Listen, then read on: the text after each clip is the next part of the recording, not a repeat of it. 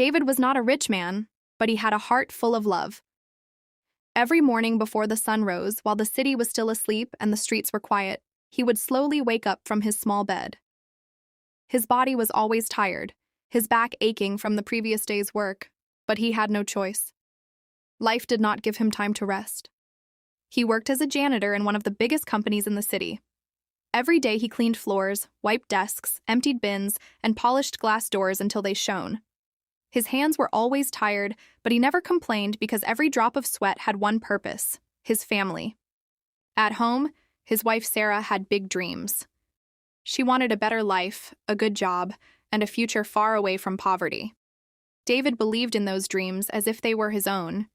Every month, the little salary he earned disappeared almost immediately into Sarah's school fees, rent, food, transport, and milk for the children. Many nights, after paying everything, there was barely enough left for him to eat. Still, whenever Sarah worried, David would smile and say, "One day when you finish school, our life will change." There were nights when David lay awake in darkness, stomach empty, whispering prayers. He asked God for strength, not riches. He only wanted enough to keep his family together. One evening, his little child asked softly, "Daddy, will we have bread tomorrow?" David forced a smile and touched the child's head gently. "Yes," he whispered, "tomorrow will be better." At work, his manager often shouted at him, pointing out every small mistake. But David endured every insult because he believed the suffering was temporary. Years passed this way until finally the happiest day came. Sarah graduated. David held her certificate with tears in his eyes, feeling all the hunger and sleepless nights had finally meant something. Soon after graduation, Sarah got a job in the same company where David worked. At first, David was overjoyed. He believed this was the beginning of their new life. But slowly things began to change. Sarah started coming home late. She spoke differently and often talked about a wealthy manager who drove expensive cars and bought lunch for the staff. Day by day, the respect she once had for David began to fade. One evening, she stood near the door, looking at his janitor uniform hanging on the wall. She sighed deeply and said, "I didn't study all those years just to remain the wife of a poor cleaner." Those words hit David like a knife. A few weeks later, the unthinkable happened. Sarah packed her bags. She took the children. And without looking back, she walked away with the wealthy manager. David stood frozen at the doorway, watching the love of his life disappear. In that moment, everything inside him broke, and his suffering was only beginning. After Sarah walked away, David's life collapsed completely. The woman he had loved, the children he had sacrificed everything for, and the future he had built in his heart all disappeared in one painful moment. For days, he moved through life like a shadow, unable to understand how everything had fallen apart so quickly. At work, his pain followed him everywhere. His mind was no longer focused. The same floors he once cleaned with pride now felt heavy beneath his feet. He made mistakes, arrived late, and lost the energy that had kept him going for years. One cold morning, the manager called him into the office and told him he was no longer needed. Just like that, the only job he had left was gone. When rent remained unpaid, the landlord threw him out. David stood outside with nothing but a small bag of clothes, staring at the closed door of the house he once called home. Soon the streets became his new reality. He slept under bus stop shelters, behind closed shops, and sometimes near the company gate where he used to work. At night, the cold bit through his torn clothes, and the hard ground reminded him how far life had pushed him down. Some days he begged strangers for a few coins to buy tea and bread. Other days he had nothing at all. Hunger became his constant companion.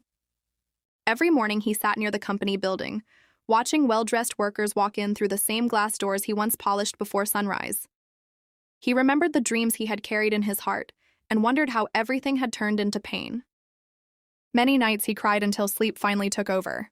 Then one rainy afternoon, when David felt he had reached the end of himself, an elderly man stopped in front of him. It was his father from the village. The old man's eyes filled with tears as he saw his son sitting weak, hungry, and broken by the roadside. He knelt beside him, held his shoulders, and said softly, "My son, your suffering ends today."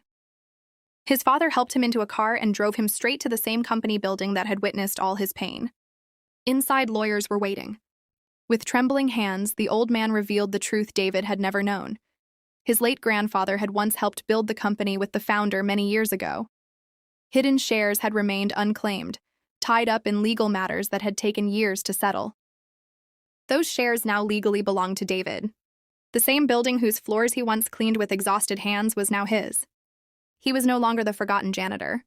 He was now the rightful owner of the company. At the same time, Sarah's glamorous new life began to crack. The wealthy manager she had chosen over David was not the man she believed him to be. One day she discovered he already had another wife and children in another city. The expensive gifts, the fancy dinners, and the promises of a perfect life had all been built on lies. Before she could recover from that shock, the company uncovered corruption in his department. The manager was fired immediately. Sarah, who had been closely connected to him, also lost her job. In a single week, the life she had chosen over David collapsed. The man she left everything for disappeared without warning, leaving her alone with the children, bills, and unbearable regret. For the first time, Sarah truly understood the depth of the pain she had caused. Desperate and ashamed, she returned to the company building every day, begging the guards to let her inside. She asked for her job back. She cried, saying she had nowhere else to go. Finally, one morning, the guards allowed her in. With trembling hands and tear-filled eyes, she walked into the executive office. The moment she looked up, her entire body froze. Sitting in the CEO chair, dressed in an elegant suit, was David. The same man she had mocked, the same man she had abandoned, the same man she had left crying in the rain. Now he was the most powerful man in the building. Sarah burst into tears and fell to her knees. She begged for forgiveness. She said she had suffered enough. She asked him to take her back, to forgive her, to help her rebuild the family she had destroyed. David looked at her silently for a long moment. Then he spoke in a calm voice. "When I begged on the streets, you never turned back. When I cried in the rain, you chose comfort over loyalty. Today, life has answered for me." He told her he would help the children because they were innocent. Then he assigned her to the cleaning department. The same work she once mocked. The same floors David had cleaned while building her future. The man once abandoned in the rain had become the one sitting in the CEO chair. Never betray the hand